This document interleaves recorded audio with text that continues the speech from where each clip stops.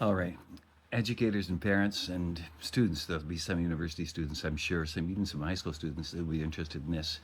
The biggest challenge I face in doing these short videos is that I'm long-winded and I have so much to say on the subject matter. And I'm trying to keep it short enough that I can share them on various platforms. So here we go. I shared with you what I consider to be a perfect mission statement. Our school is a sanctuary for students, staff, and parents. And I offer it to you. Then I talked to you about an annual focus. Is there a focus that applies to all students and to all educators? Say, for example, you're in a high school or a middle school where you are a phys ed teacher or a science teacher, or if you're an elementary kindergarten teacher. Is there one element that yes, there is, and it's reading, it's literacy. So your school focus might be to promote literacy as a community. So parent group and staff entirely all committed to focusing on reading. And I gave you a little taste of Maria Montessori's belief that reading is is as natural as walking and talking. And then I spoke of some of the things that I teach in the gift of reading. And I'm here now because yesterday I spoke briefly of the first, which is time. There's no hurry. And now I'm speaking of the second, which is a role model, a hero. Kids need a hero, a role model. And sometimes, by the way, the starting point, of course, mom and dad always, or grandma, grandpa, whoever the child lives with, they're the first in line. After that, they come to school, and we have to pick up that hero hat. If mom and dad didn't have a chance to model reading practice and show that they love reading, maybe they didn't, we have to let those kids see. So we take off our teaching hat, we put on hero hat, and we read. And they see us reading, and they want to be like us, and they want to be readers. And that's very, very important, which is why in our school we had, you can call it Dear or Start, but we shut our school down. We put signs at the door saying, please don't come in. Our entire school is reading. And the important part in this is that the kids can see their heroes with a book in their hands. So one of our custodians didn't want to read, and I had to go out in the hallway one day and say, Stan, this is our reading period, you have to read. And he said, no, I don't. It's not under the guidelines of my work.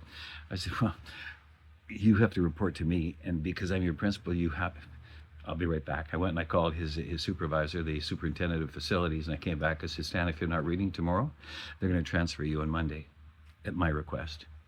And he said, oh, is that right? And he wasn't at all happy, so much so that the next day I found him in his cubicle or in his area, and he was reading, and I leaned over and I looked, and the book was called Penthouse Letters, and I said, Stan.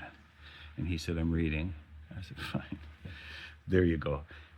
That important. And every once in a while I'm invited to a function. So I was invited to speak to all of the head custodians in Toronto School Unit.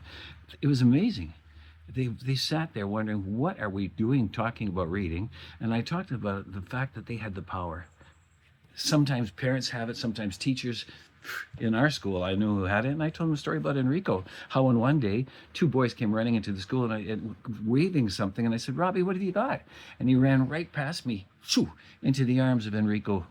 Enrico is our custodian, and Enrico hugged him, and he said, I told you you'd get it, Rob. And I said, Robbie, what did you get? And they turned and they walked around away, the three of them, and I said, well, listen, I'll be in my office if you want to share anything. And they left. That custodian was their hero. We all know that to be true. So put on your hero hats and let those kids see you. Be the role model you can be. Be Nancy Jean. So that one day when all of the kids were running up and down in the hallway, I went outside and I said, kids, what are you doing? Stop. And they all froze, and I said, where is she? And they pointed at the classroom, and I went in the classroom, and there she was in this big black bean chair reading a book. And I remember the book because I looked at the cover and I read it, and it was called Cry to Heaven by Anne Rice. Don't read it. And I looked at her and I said, excuse me, Mrs. Dean? And she didn't look at me. And I said, Nancy Jean? She didn't look at me. And I leaned over and I pushed her. And I said, Nancy Jean, what are you doing? And she looked up and she said, what do you mean? I said, the bell rang 20 minutes ago. Your kids are running up and down all over the school, going crazy. She said, oh. And I said, oh. And she said, I'm sorry. I said, well, what are you doing? And she looked at her book again, and she looked at me and she said, modeling? I might not be the sharpest knife in the drawer, but I could see, whoa, these kids are going to go home that night and say, Mrs. Dean was so enjoying her book that she forgot about us. And that is modeling.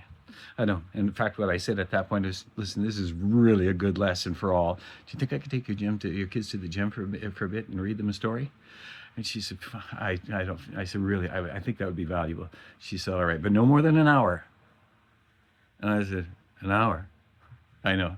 Okay, I hope you're having a good day.